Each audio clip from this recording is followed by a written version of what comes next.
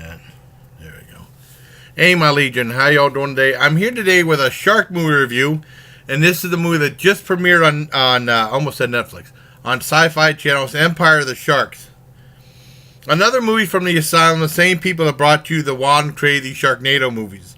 And before that, they did a whole bunch of other crazy ones like Giant Shark versus Mega Octopus and stuff like that. Well, Empire of the Sharks, they obviously took the title from an old Oliver Stone movie called Empire of the Sun. And what this is, it starts off, well, I think I got some little thing from The Walking Dead where the people would pay tribute to like Negan or something like that, and they had these people on this one like thing, and they said the guys come on board. And he says, "You don't have enough tribute to pay for us," and he said, "Well, we used up all our resources. We don't have that much, and we need like fresh water." And they said, "There's water all over the place, because this is like a version of Waterworld with sharks in it." And there's water all over the place, and the guy said, "Well, it seems like you have water all over the place, and because of that, we're going to reduce your population so you'll have plenty of water." So he takes a bunch of people, including this person called Willow, that can actually communicate with sharks, and has like, she's like a female version of Aquaman, I guess. She has like this amulet and stuff like that, and they try to rescue her throughout the whole movie. Anyways, they get her, and the guy said, take me, and they twist his arm, and then they put him on the bow, and they release all these sharks, and this guy starts doing this. The Negan type character says, "In the name of Solon Scene," or something like that, the warlord, he starts doing this like this, and he goes, whoa, and then a shark would attack someone, he goes, whoa, and he starts attacking this one guy they put on, they said, "Don't take him, take me," and they put him on like this thing, and there's 3 sharks attacking him once, the guy's doing like this, and goes, thank you very much. And I was like, please. This is bad. Now, anyone in the right mind would have gave up on this movie after 10 minutes. I didn't. I watched the whole thing. And basically, it just translated into being like Waterworld and with sharks. And then basically, the sharks would be controlled by like this computer and these gloves. And then it turned out that one famous star was in it, John Savage. And he was the one who played the warlord. The only one good in the movie, but even after a while, he looked bored in it. And the whole thing is god-awful and boring. The main hero is so plain. And, well, he's with this one girl, and she doesn't really add anything to it either.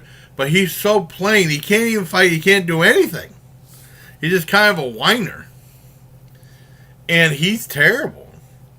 And then they go to this bar, and they're trying to get people.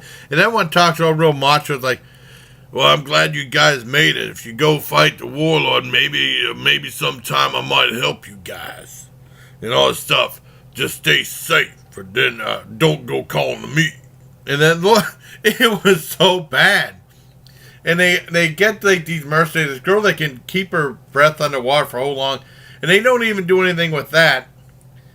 And she teamed that they like 3 guys, they steal this ship, they steal a bunch of stuff from them. They said, "Well, do this or we'll kill all your people," and they blow up some ship. I don't know how they got to her or something like that. And then pretty much they just go and they try to save Willow. That girl that has like this amulet where she can control the sharks.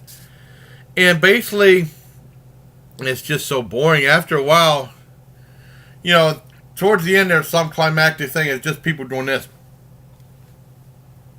for like 20-25 minutes. And they ran out of money. And they had a scene where, I mean, the stuff didn't even look right. At first it looked okay. But a scene where like they had like this guy, they had like this, they started doing something like Jaws. They had like the main ship going to fight these people, and they released this giant shark, a horned shark. And he had, I'm not really giving away any spoilers. I'm not really telling, it's just so boring. Don't even waste your time on this one. And they had like this giant shark with a horn on it, and they had like this harness on for like a bomb, something like Day of the Dolphin, but Day of the Dolphin's a million times better than this crap. And then he blows up a ship, and then he's still alive. And there's a scene where they're running away, and then in the water, and all of a sudden they have a giant fin, a prop. They ran out of money, And all of a sudden, the thing was right on top of the guy. He hit him like that, and he didn't notice there was a shark. And then you see him with the fin a little bit, and then you see him like getting pulled back, like, oh, no blood, and all of a sudden you see him put his head under the water. So bad. It's so boring.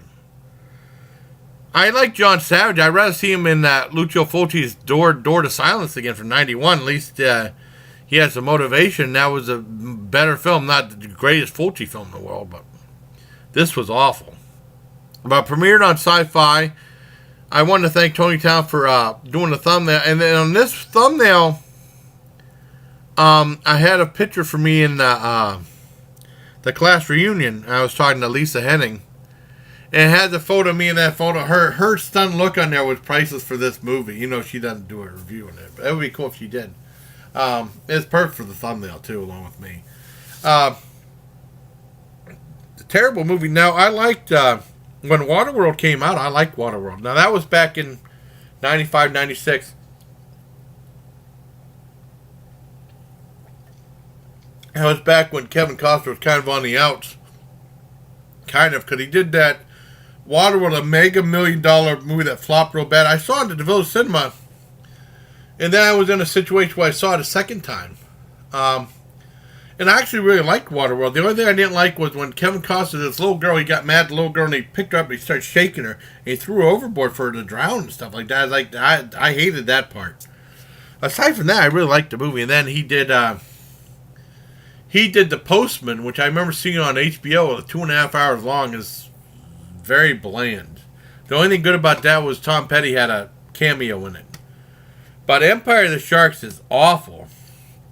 I thought maybe it would do like a take on Empire Strikes Back or something like that, but I was trying to be like Waterworld. I mean, the one thing is, I don't mind them trying to do crazy shark movies. Just try to keep it interesting.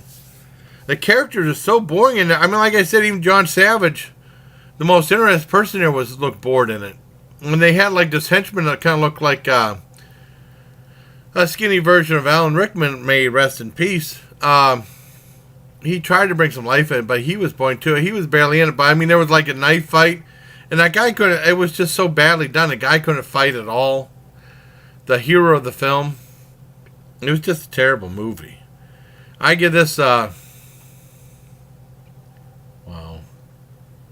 I give this a 0.5 out of 10. Not even full 1. A 0.5 out of 10. It's awful. So don't even waste your time with Empire of the Sharks. But it just premiered on Netflix. I mean, not on Netflix, on Sci-Fi Channel. So I had to do a review of it. Leading up to Sharknado 5, Global Swarming. At least I hope that's good. But Empire of the Sharks was awful. So avoid this film. And until next time, bye, please. Take care of my Legion. I got upload.